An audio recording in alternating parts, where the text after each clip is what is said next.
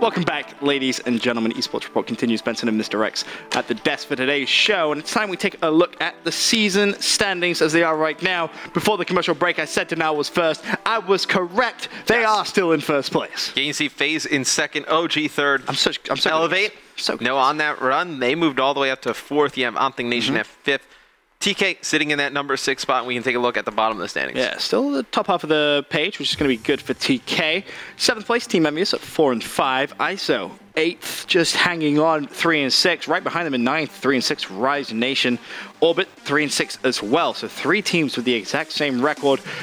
Worth mentioning, Rise and ISO, actually with 40% game win percentage. So they're slap bang tied. 11th place is going to be TCM at 2 and 6. And Epsilon, right at the bottom, 1 and 7. Epsilon, the only team you want to go to a Game 5 with all the time. And take a look at the schedule for tonight's games. Epsilon going to be kicking things off against TK. Woo! 6 o'clock match, 7:10. You have TCM going against Elevate. 8:20, Orbit going up against Envy. And then 9:30, last match of the night, FaZe will be in action against Rise Nation. Some pretty good games this evening. Oh, some great games. I'm actually excited to take a sneak peek at some of them as they go on later on today. We'll start off though with the 6 p.m. game. Epsilon basically looking for that second win. Weird to say. Mean, they not basically, they are. I mean, I feel they need that second win, right? I mean, they needed the first win. They needed a second win.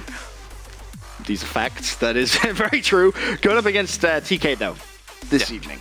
How do you really fancy their chances?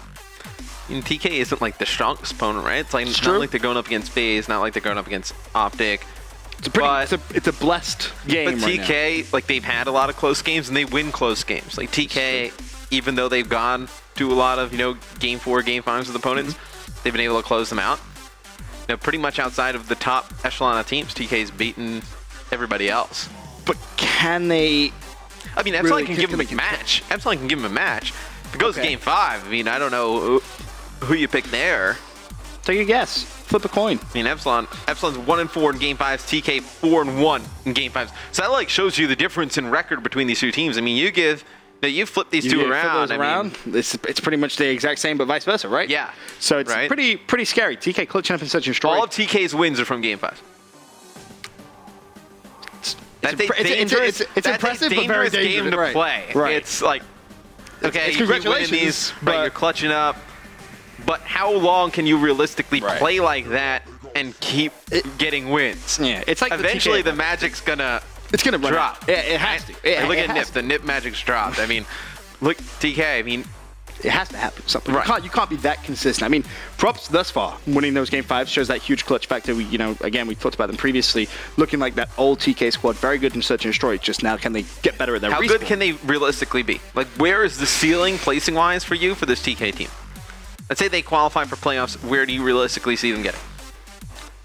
Are we including the like of an upset, or are we just saying if everything went the way? If you looked at a bracket, where you think they would fall and who they would play, maybe what would like they get? 5th, 6th. That would be like your ceiling, like your TK maybe had a magical run. Like if they have a magical run, then maybe they could get to like 4. I want to say 3rd, but I just can't see it. I cannot see it. Envy, Optic Gaming, FaZe, Denial, Elevate right now. Like these are informed teams. TK not in form right now. Yeah. No, I would probably put them about the same. Yeah. It's tough. Like on a day they could upset any of those teams, but just on a consistent basis. If you're making consistent kind of estimates, especially if you're relying on Game 5s to beat those teams. Like that's. I feel like this game is just going to Game 5. There's a very good chance this first game goes Game 5. I think it's a very good chance. Epsilon, of course, as we mentioned, desperate for that second win. One of the big questions I've seen a lot of people talk about, and I think still we've been harping on about it, how there's 22 games this season, not 44 like previously, and people saying, oh, Epsilon's fine. Don't worry about Epsilon. It's only 1 and 7. They can easily come back. Take their record and transfer it to the old season. 2 and 14. 2 and 14. Now, are we at that point? Realistically, where it's like Epsilon can't qualify. When do we get to that point? I was trying to do the math with some of the guys from Constats, and like they needed to go on like an epic run. It was something like 13 out of 15, like when they had that many games left. Kind of. So it's gonna be tough to make it's like an argument. It is possible. They would need to like almost like win out. Like they would need to come very close to winning. If you had to give me a percentage chance. Well, you look at it. Previously in the other leagues, you know, when there was 44 games, you needed about 20, 21 wins to qualify. Like, that was kind of your that was the barrier. Magic number, like 20, 21. So you figure they got to at least get to 10 wins. So they need 9 more wins. Right. That's going to be tough. And they're especially considering some of the teams they have to play. OG, FaZe, Denial. But I think they have to play they still have still have like OG twice. They have like Denial. They still have a lot of the tougher teams left. They're going to have to win some big games. So what's the percentage chance they qualify? Give me the Mr. X percentage chance that we see Epsilon at finals. 10%. 10%. Oh, that's do you think it's much higher? Oh no, I think it's lower. I'd say 5. Right. I mean, I can't see it happening. I think traditionally the teams which start slow in the Pro League, they don't really qualify. One exception was TK in season 1. Like that's literally. TK started out slow a few times in the Pro League, and like they get to 8th last place, day and it's they like, make it in. right. Like crazy stuff happens. It's never a convincing. Never easy. Moving on, TCM. Currently in a little bit of a slump. They go up against Inform, Elevate. Now, it's like 2 teams on the opposite side of the spectrum, one right? team Like just kind of struggling. TCM, like their arrow is going deep down this way. Elevate's arrow is going up.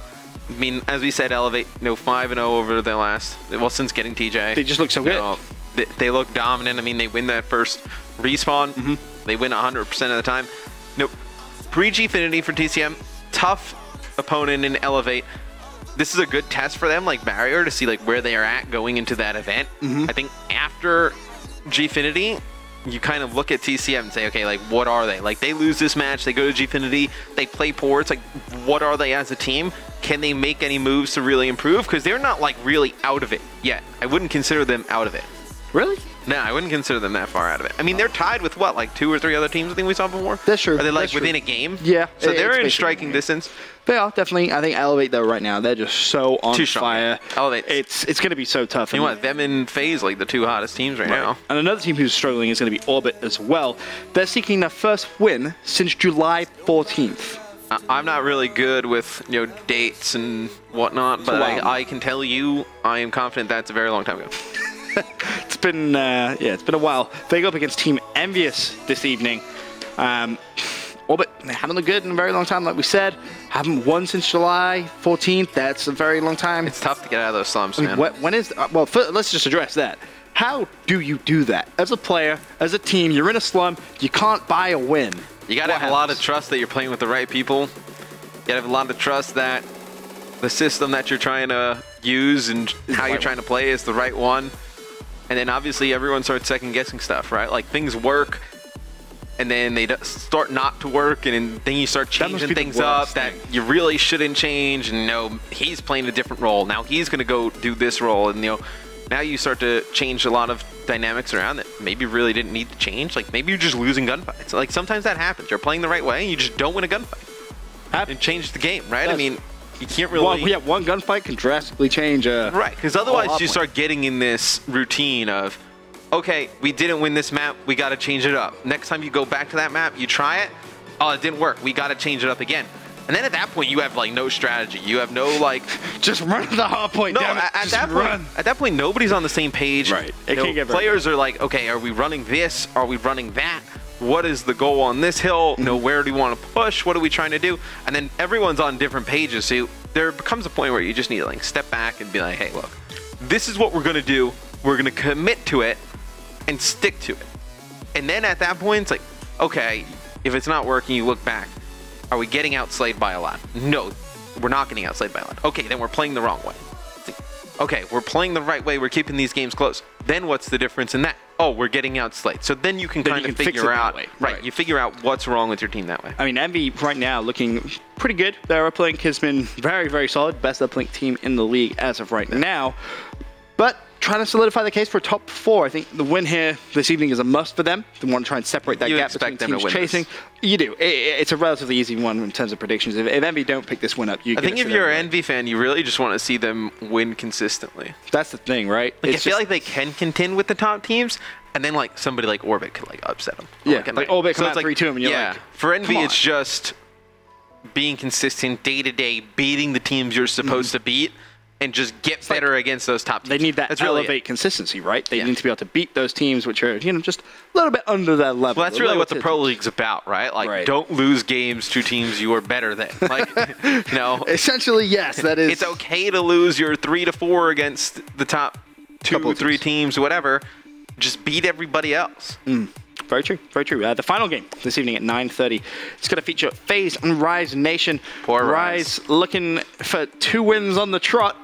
Don't really think it's going to happen, though, as they're about to face the Red Militia. I mean, if you needed a win, could you be facing a worse opponent?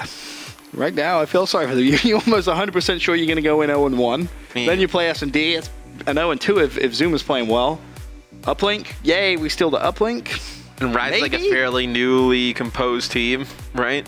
It's like Uplink, a game mode that's got some teamwork elements to it, a lot more teamwork than... I mean, how good can Rise really be? Like, right now, yeah, new team, new teamwork. I think they're top 8. Really? You think they could finish top 8? Yeah, I mean, we'll take a look at the standings again a little bit, but... Maybe. I think they're in the top 8 or near the top 8. Like, okay. If they're not in the top 8, it's like... The fighting. 8, 9, like 7, 8, like... Who stops FaZe? FaZe. Really? Actually, I think it takes OG to get a little bit of like their swagger back, like confidence back. Swagger back. Okay. So you can see, because you're this big bad tough guy, right?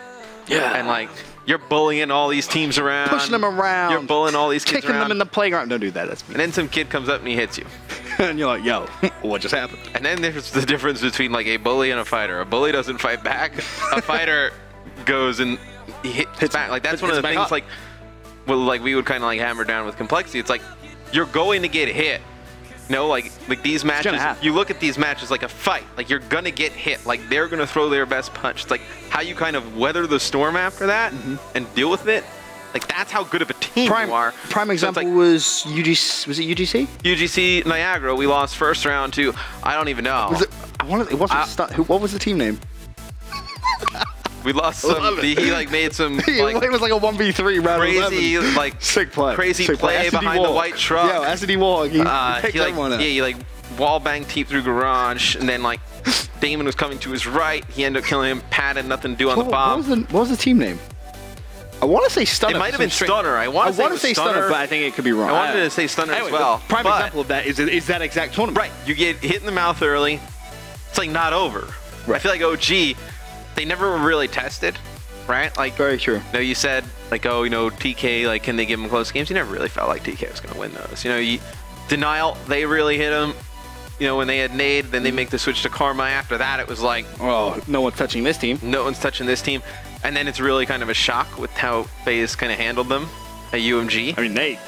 And I think right now it's just with them, it's like, hey, like, we are still a dominant team. All we have to do is just get back to that moment. And when they hit us, let's hit them right back. And I think that's what FaZe did to them in that series. Like, they did a really good job of making OG play their game.